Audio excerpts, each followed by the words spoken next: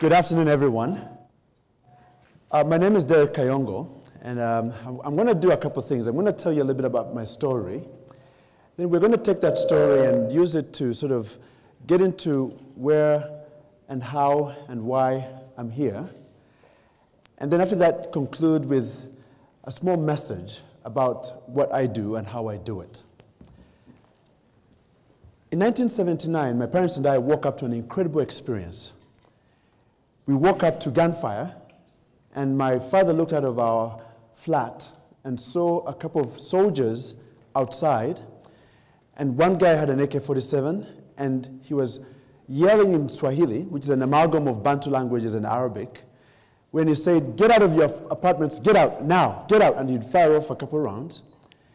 And very soon my father knew we were in trouble.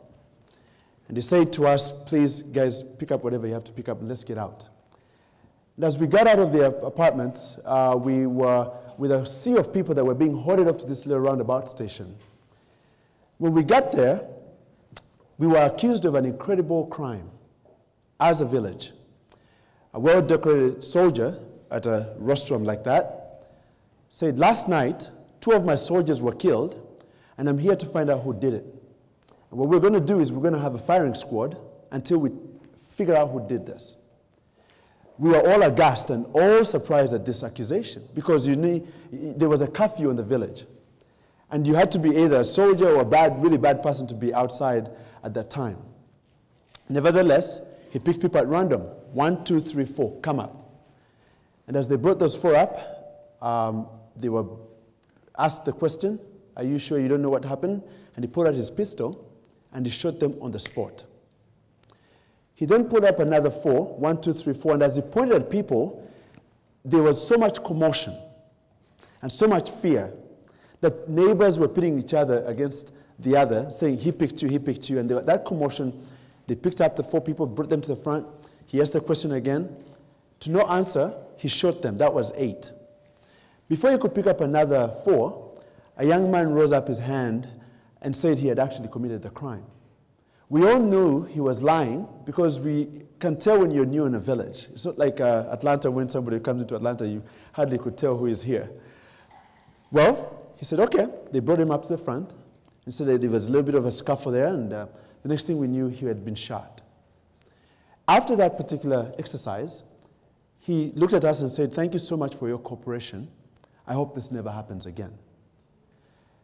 That began my journey out of a beautiful country. Uganda, for those of you who don't know Uganda, I think you've seen the movie The Last King of Scotland by Forrest Whitaker, who depicts Idi Amin very brutally. But it was a beautiful country for me. I grew up, I went to private school. I was taught by a British woman at Auntie Claire's kindergarten. My dad owned a business. He owned a printing press and also made soap. And we'll park that for a second. And my mother made wedding gowns. In fact, she made little dresses. And I tell people that she never had mannequins.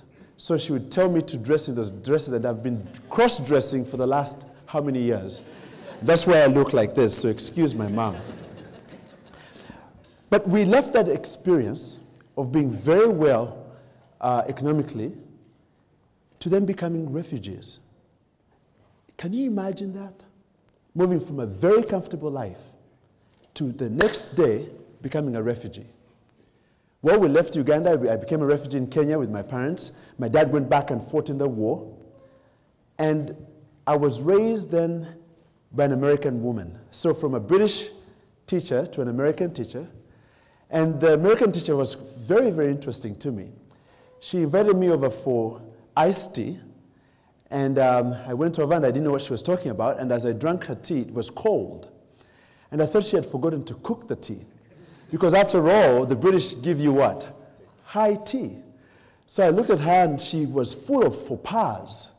And I was reminded of Oscar Wilde's comment about Americans, and don't take this with offense. Oscar Wilde said that America is the only great country in the world that moved from being barbaric to being what? Decadent, with no civilization in between. And Marge did really exude that. She called biscuits cookies.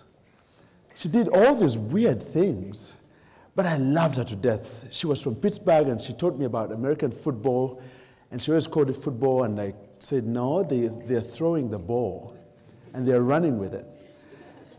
That's not football, that's handball.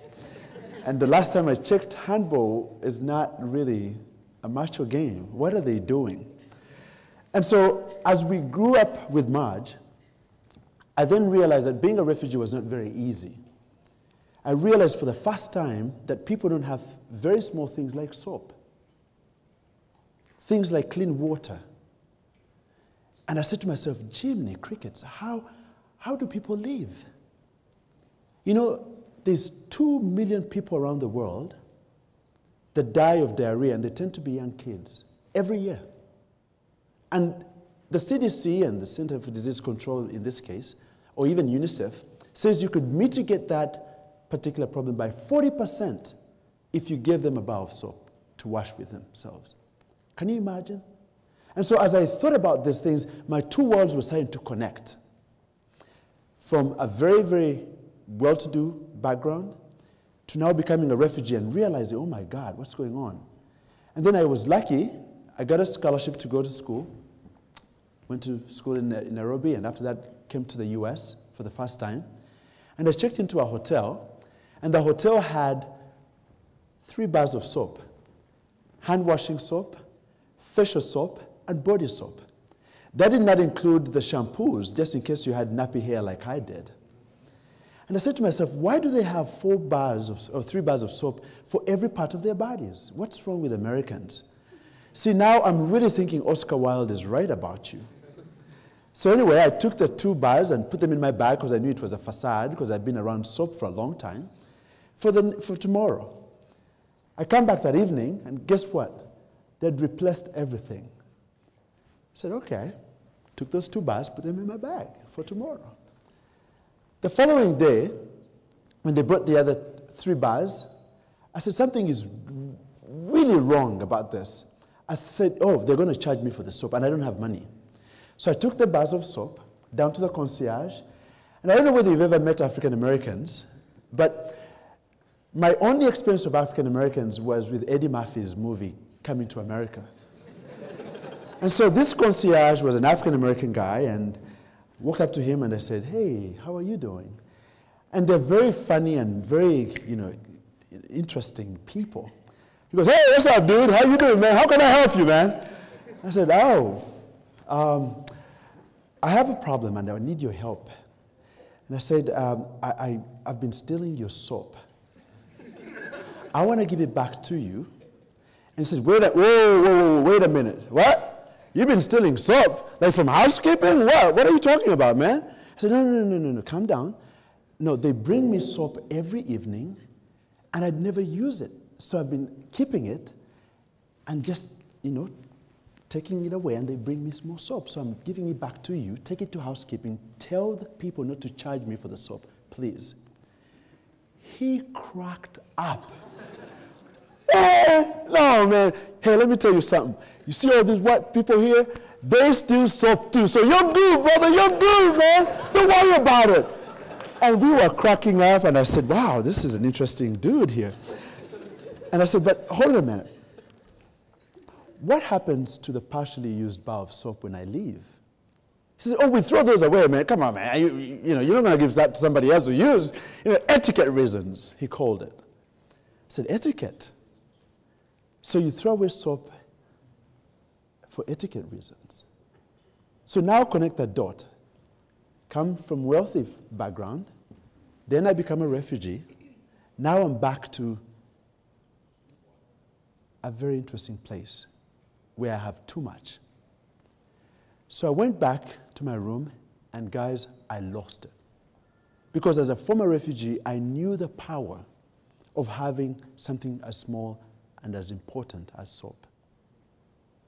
And so I connected the dot and I said, how many hotels are in this country? Guess what? There's 4.6 million hotel rooms in the US. They throw away 2.6 million bars of soap every day. In aggregate, that is 800 million bars of soap a year.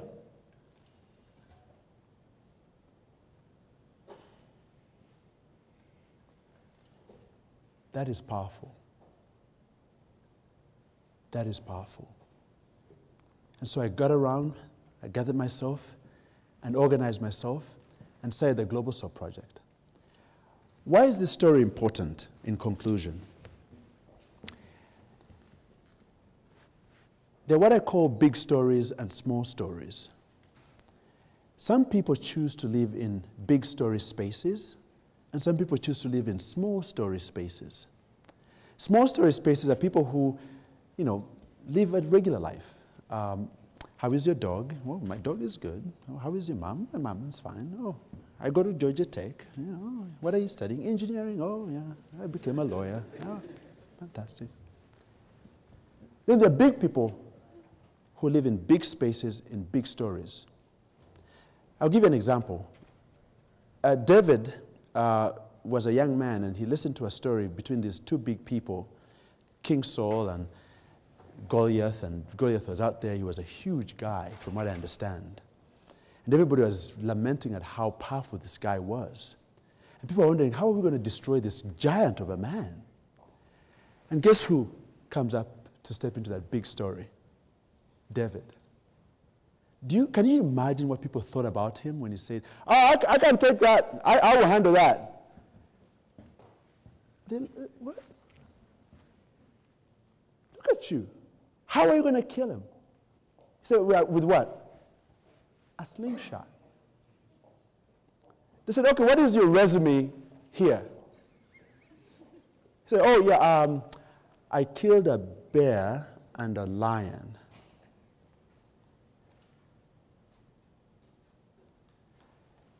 There's something about people who want to live in big spaces and to be part of big stories that have gumption. I want to challenge you this afternoon to think about big stories and small stories. As students especially, I want you to know that your talents and skills are not in a vacuum. You are experiencing something in your life today, or you will experience something in your life in the future, or you will have experienced something in your past, that if it doesn't nudge you into the big story place, you will never be part of it. Gumption is number one. Number two, connecting the dots. We hear that so many times, but we never do connect the dots, do we? If I never paid attention to my environment, with my father making soap and me looking at him all the time, and then seeing this important need for soap as a refugee, and then being able to be in a hotel and seeing that you throw away soap, I would have never had the Global Soap Project. Guess what? Now, as we speak on Monday, tomorrow, we have 90,000 bars of soap going to Haiti. Reprocessed, made brand new. The soap comes to us from hotels, we reprocess the soap, and we make brand new soap, which we give to poor people around the world. We've given around 200,000 bars so far. We're only 2 years old. And guess what? We are being part of a big story. It is not enough to experience calamity in your life. What is needed is to use that calamity to make good in the world.